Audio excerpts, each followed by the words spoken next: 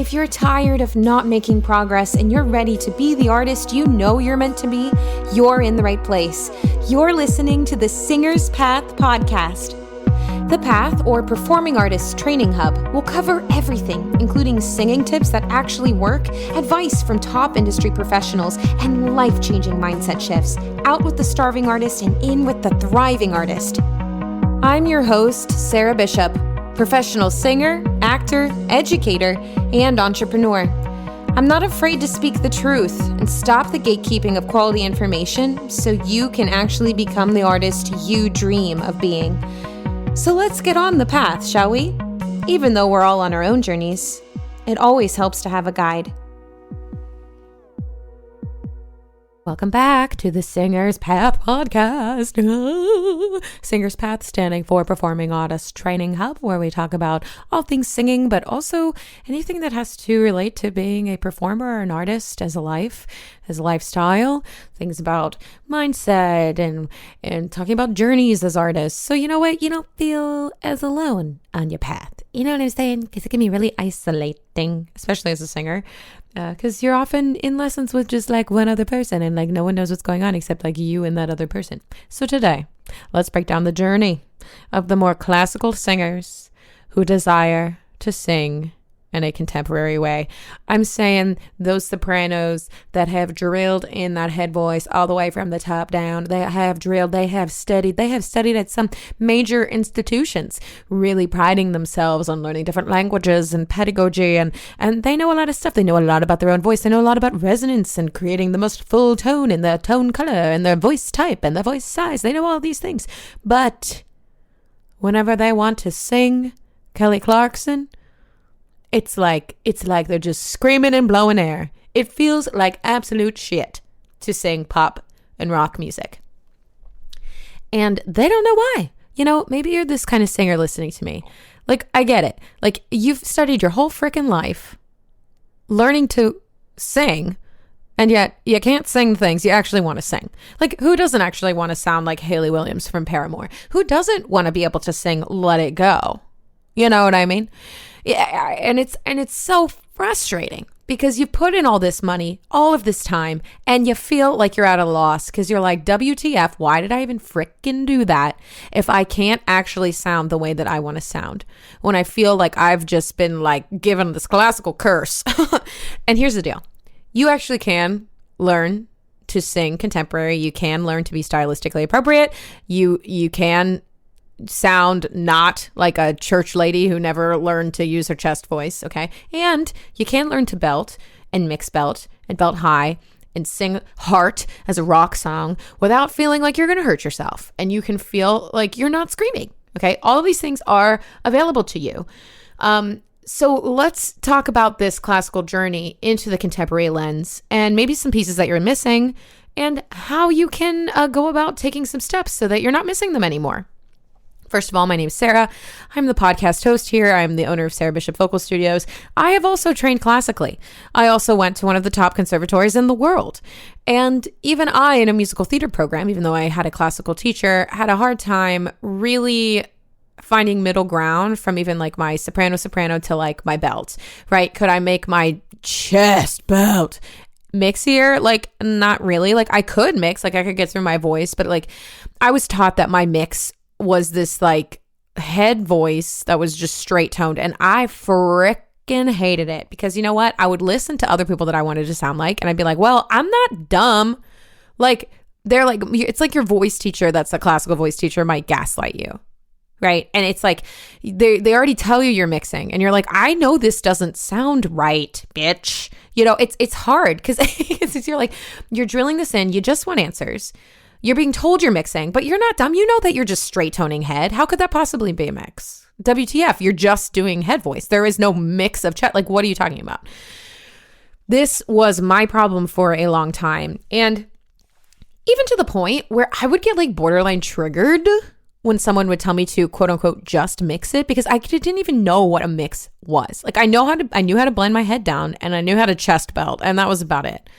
And if they just tell me to just mix it, it didn't sound the way that I knew that it needed to sound. And I think there's a lot of different technical words that people use to describe things. So before I even dive into this, let me get this straight as far as like, what do these words mean that I'm using?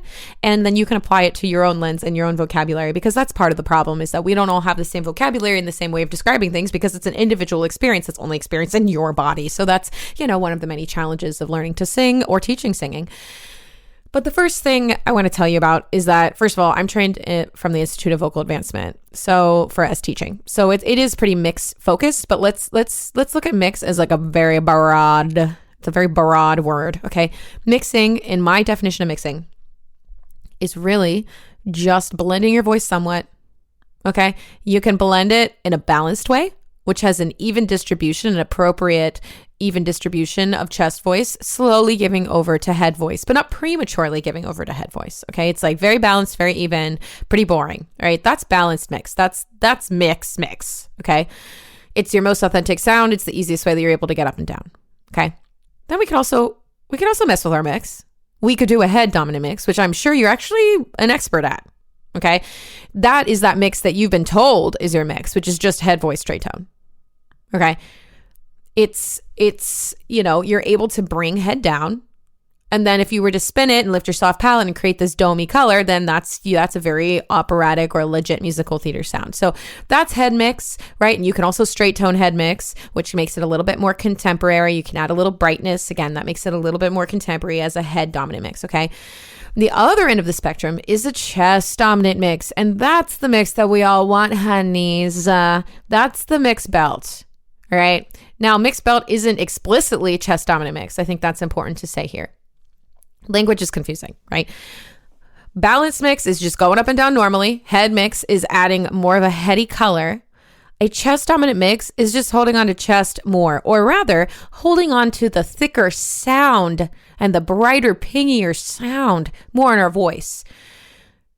It also lends itself, because we're already lined up in a slightly chestier way, that we can easily add belt to it, which then makes it chest dominant mix into a mixed belt. Does that make sense? Because mixed belt is basically like you're already mixing, you're already blended in a chesty way, and then you just add a belt to it, right?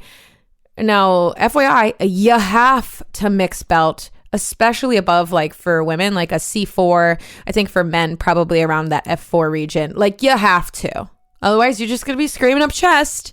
And you've already been doing that if you're listening to this. And you're like, yeah, I was an operatic singer and belting does feel bad to me. Then that's what you're doing. Okay. You're actually not mixed belting, because you haven't blended it and it feels like this totally different like thing that all of a sudden you're just blasting and screaming. Okay.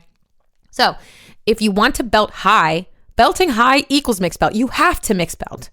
There is no option. And that's because we're going to talk about thickness and thinness. And I have other episodes just breaking down chest voice and head voice and the thickness, thinness, resistance thing, everything I'm going to be talking about. But when we have chest voice, we are thicker vocally, like actually at an anatomical level. Our vocal folds are fat. Okay.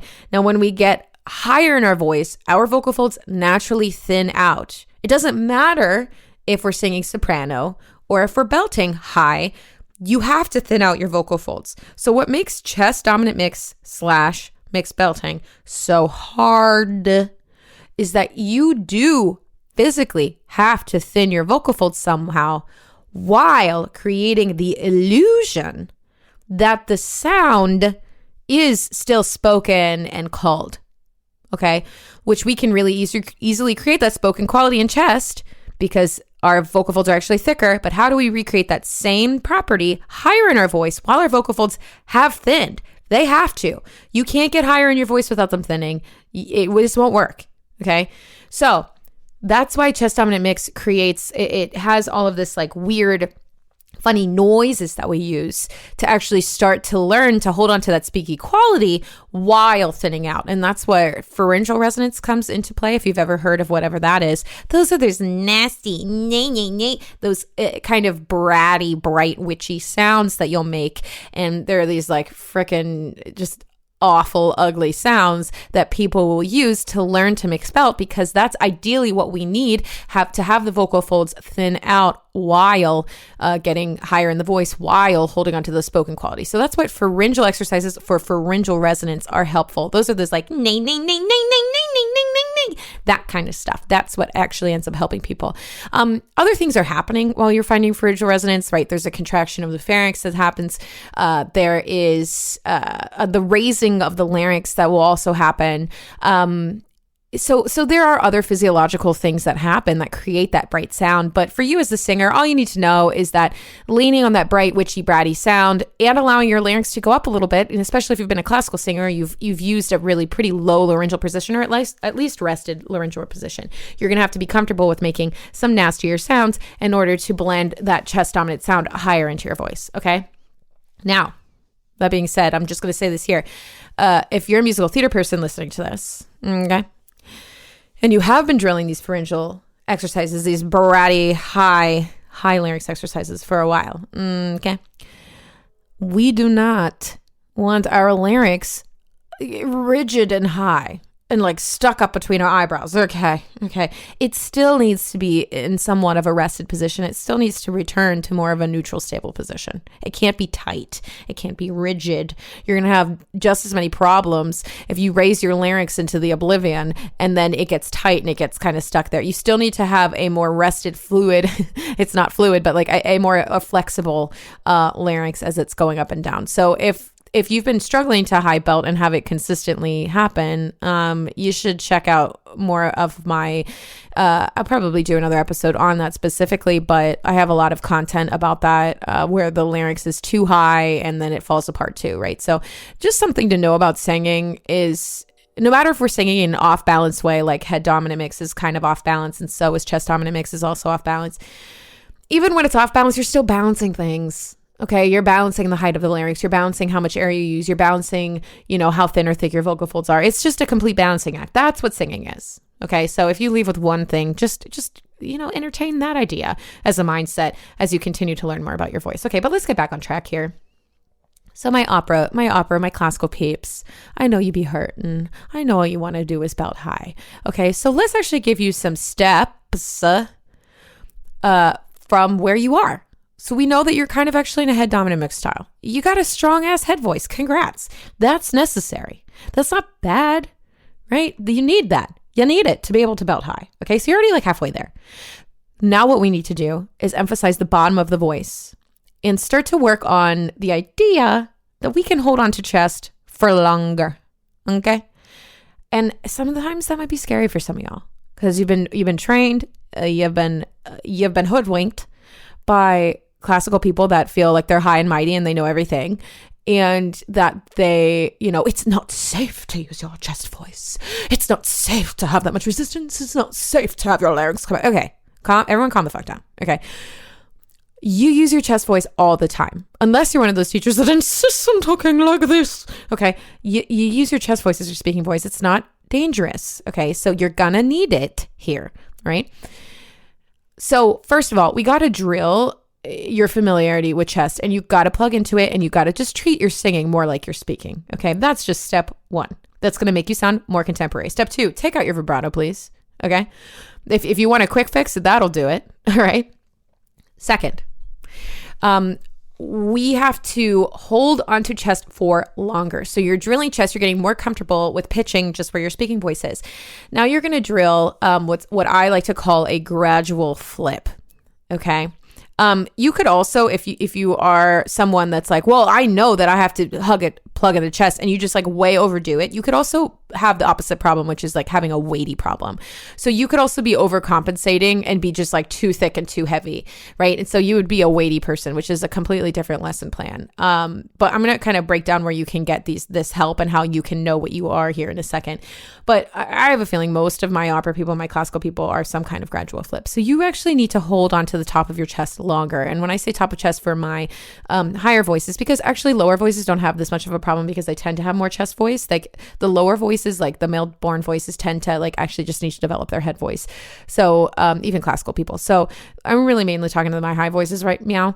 So if you have drilled this head down all the way, you're going to have to rethink your brain, and you're going to have to think of speaking higher than you're maybe comfy with. Okay. So that's for you guys would be around like E4 to like G4, even A flat 4. You have to talk those notes. I know you've drilled down head down to a D4. No. We can't be doing that. That's why you sound like a hooty weird church lady going to karaoke, okay? You gotta speak. I don't know what to tell you, okay? So that's step one, all right?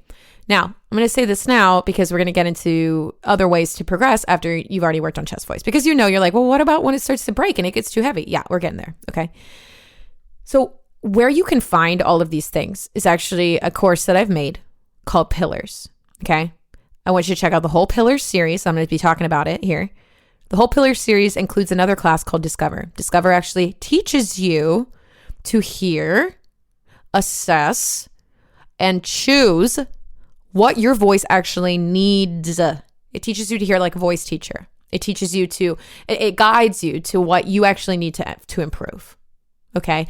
So right now, if you're listening to this, you need to check that out. They're attached in the show notes. Discover in Pillars. Pillars is included. Pillars includes Discover if you get the full series, which you should just get the freaking full series because otherwise, why are you doing it? I made it a la carte for the people that feel like they know better and they want to just target one thing. Like, okay. But if you really want to see transformation, you need the whole series because you're going to get the Discover class. You get chest voice, head voice, and mix. You get 3 different courses in one plus Discover. So you get 4 courses in this. It's like wild that people don't get the whole series, but I made that option for them just in case and for financial reasons and all of that. Okay, so Pillars. Once you are actually confirming whatever I'm telling you and like for real, you're like, oh yeah, this is what my voice needs. Because like I might be talking to you and maybe like I'm not hearing you. Like maybe you actually do need something else. So that's why when you get the Pillar series, you listen to the Discover Masterclass and you go through it and you understand how to hear and assess your voice. Then you go to Pillars, okay? You listen to the audio examples, even though they are kind of extreme, but you listen to the audio examples and see which of your voice is closest to the audio example, even though I'm like exaggerating, okay? And then you drill that lesson. And it might be because you need to target chest because you're not used to singing in chest. It might be actually that you've like started to become a little bit weighty and you need to let go some of that weight to actually blend your voice. So then you'd look in head voice or mix, okay? And finally, like once you have like a solid AF chest voice and head voice, like if you're classical singer, you have a solid AF head voice, okay? So we've already developed our solid AF chest voice. Then you would start looking at the mix course. The mix course really is what starts blending it together. And again, when I say mix, I'm not going to convince you that it's just your like kind of weak head tone straight mix. No, that's actually head dominant mix. So we don't cover in Pillars. You're covering balance. So really what you'll learn then in the mixing course is how to get up and down throughout your whole voice, blending it evenly, gradually giving over to head, but not giving over to head prematurely. So again, this is where you would look in the Pillar series at either gradual flip. There's also a weighty, and there's also something known as abrupt flip. So there's 3 different kinds of flips you could have. Basically, it's like, okay, you have 2 of the colors and now we got to blend them. Okay. But you blend them in a way that you're not letting go of chest so easily. So that needing to hold on to chest more is the gradual flip lesson. And again, this is where most of my professional classical singers live. Okay. And it's just by nature of how they've been training. Now say, like I kind of mentioned before, say you're overcompensating and you're weighty and you're like, hey, I do understand that like I need to hold on to chest, but you're like doing it too much and you still sound like you're screaming. That's when you would go to the weighty course. Okay. And so you would learn to like, okay, is there a happy medium here? Do I have to work my ass off here? Or can I just like let go of a little bit and hold the depth in the vocal folds and thin out a little bit more gradually. So I'm not trying to pull this thickness up. Okay. So that's kind of what the weighty one does. But all this to say, if you're having this problem and you're like, geez, I wish that I could just sing the dang things that I want to freaking sing. Pillars is absolutely 100% designed for you. It is designed. I made it back in like for when I couldn't afford voice lessons. That's who I made it for. I made it for me. I made it for me back then. Okay. I made it for me back when I needed a good foundation. I needed quality information. And I couldn't afford it. Right? Or I couldn't find it. I couldn't find a teacher that I related to that would just frickin' explain it, who would put me in the driver's seat so I could actually understand what the frick was going on, that I could leave my voice lesson understanding what the plan was. Right? So I made this to be step-by-step and also reusable for you. The cool thing about Pillars is that even if you come in with like, oh, I have an issue with the gradual flip and you're drilling that and you're drilling that and you're drilling that. We all know, especially if you've studied the voice a lot, if you drill one thing long enough, you'll actually end up having the opposite habit, right? So Pillars is all about identifying what your habit is that day and then being able to pick the appropriate lesson for you that day. And the type of lesson that you're going to need is going to change as your voice develops. You're going to ping pong back and forth between a lot of different lessons, and you'll be able to reuse them because they're balancing conditioning lessons. Pillars is not something you grow out of. It's something that you can use for literally years and years and years. They are like your high quality voice lessons in your back pocket that you get to have discretion over which one's perfect for you, for the direction you need to go. Okay. So I'm just like, this, like, singers need this. And I'm not, I don't mean to sound like arrogant. But again, I know there's a necessity. And I know if you're listening to this, you care about developing your voice. Okay. So why wouldn't you, take yourself seriously and actually, take action step? Because isn't the definition of insanity like complaining about something over and over again and expecting something to change when you don't do anything but the same result? You expect a different result doing the same thing, right? If you're tired of just trying to scream Kelly Clarkson over and over again and not understanding why it's not changing, maybe you need to do something different. I'm just saying. So anyway, all that to say is anyone who's trained operatically needs to get chest voice involved. They need to slowly give over to head, more slowly than they have been doing. Now, you're going to be like, yeah, well, that doesn't still make me sound like Jessie J. Like, I still need to belt, girl. And you didn't say in Pillars that I learned to belt. No, I didn't, because Pillars balances you. But you need to be balanced before you learn to belt, my friend. Because otherwise, you're going to just keep doing the thing you're going to be doing, which is blowing up a lot of air and working too hard. So Pillars is going to take away that idea that you have to work so frickin' hard to get what you want, or that you're stuck with head voice, okay? So Pillars is what changes that for you, okay? Then when you're like, yeah, I feel more balanced. Like, yeah, my voice is exponentially grown. Like, this is crazy ball change. Okay. Then you're going to look at advanced mix. Advanced mix, I'm not sure when the time this is being released, but it is released to the public starting in February 2025. Okay. Advanced mix takes you from an already balanced position and it moves you off balance on purpose. Okay. Advanced mix includes 2 courses. 1, head dominant mix, which you actually don't probably need if you're a classical singer. You already know how to do that, okay? But the other one, the magical gold nugget mind, amazing, fantastic course that everybody is frothing at the mouth for, is chest dominant mix, okay? Chest dominant mix is the thing you've been wanting, all right? But you'll have a way more success if you already have balanced with Pillars, right? Pillars is available right meow. So get on that and be ready so that you can take advanced mix. Finally learn how to mix belt, okay? I'm going to wrap this up by again validating you. Your head mix, your amazing head voice that you've been drilling in is not bad, okay? It is great and it is necessary. You cannot mix belt high unless your vocal folds are thinning out. Remember that, right? And so chest dominant mix teaches you, now that you have this strong head voice and you can thin out, it teaches you how to use this pharyngeal resonance. It teaches you how to hold on to a little bit more of the thickness to a place that's appropriate. And it teaches you how to actually hold depth in the vocal folds, which is actually one of the most important parts of this different vocal fold configuration, which is increasing resistance almost to a slight extreme, which actually acoustically is what creates that ping. If you've ever heard anyone be like, wow, they got a really pingy sound. Well, it's because acoustically that's happening because they have such good chord closure, that depth in the vocal folds, which actually creates that ping. Okay. So that's what chest dominant mix teaches you. And there is a belt section. So you do learn to belt in it. So you learn to mix in a chesty way, and then you learn to belt. So you can put it on top of that. Okay. Now, again, I don't know what time this is coming out, but in the new year, in the beginning of 2025, I am starting to entertain the idea of teaching group classes that are going to be very much a first come, first serve basis, but they are going to be broken up into quarters. Now, I'm not sure at this time if this is happening. I'll put in the show notes if it's no longer happening. But if you get these courses and you're like, yeah, I need a little extra support, Sarah. I'm not offering private lessons right now. I'm totally full in my lesson load, and I'm actually in the process of running the business, so I can't take any more private students. That's not something that the business is moving in, but I'm creating more things to help larger groups of people, right? In a more accessible way. So if you're like, I have these courses, but I need more help, I need support here.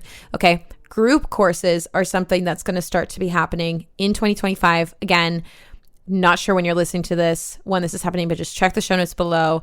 And if group courses are accepting applications, group classes, you'll be able to see that on the website, and you'll be able to see that in the show notes below. But group classes, more or less, are going to take everything that you're working through in pillars and in advanced mix, and then you get to come to class with other singers that are working through the same thing, and you're going to, understand how to even customize your vocal warm-ups even further, your vocal conditioning even further, and you'll get an opportunity to test these out on songs, which is, I know, what everybody wants. Okay, so if that's something that interests you, please, please, please look at the links below. Find the things that are right for you right now. Know that you're already a great singer, dude. You just need to learn how to pivot and use your voice in a slightly different way. And I do mean slightly. Like, these are actually, at the root of it, kind of microscopic adjustments. They're nuanced adjustments that make a huge, huge difference in our perception of the sound. So I hope that this was encouraging, that you feel like you actually have some steps to take here. And I really encourage you to do them, because I think overall, that's where you're going to start to trust yourself again, that your voice actually can sing anything at once. You just have to learn the differences. And it's hard to learn the differences, but I've made something for you so that it's a little bit less hard. All right.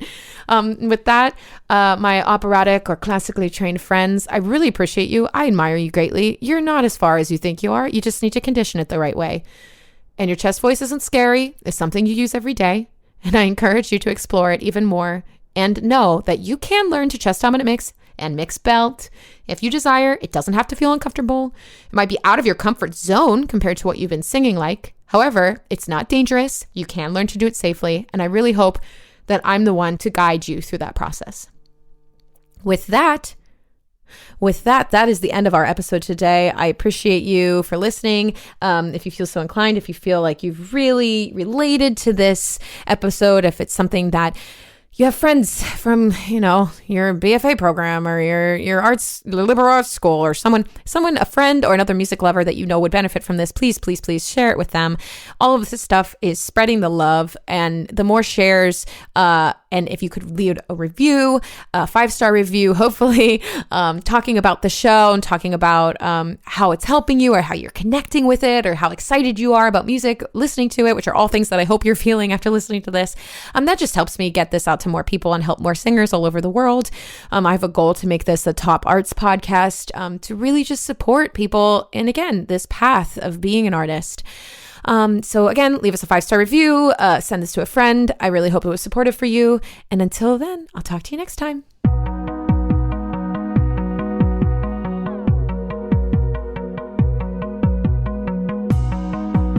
If you enjoyed this episode, please leave a 5-star written review on Apple Podcasts. This helps me get this information out to more artists all over the world. Let's work together to spread the joys of music. Until next time, I'm your host, Sarah Bishop, signing off from the Singer's Path podcast. Thanks for listening.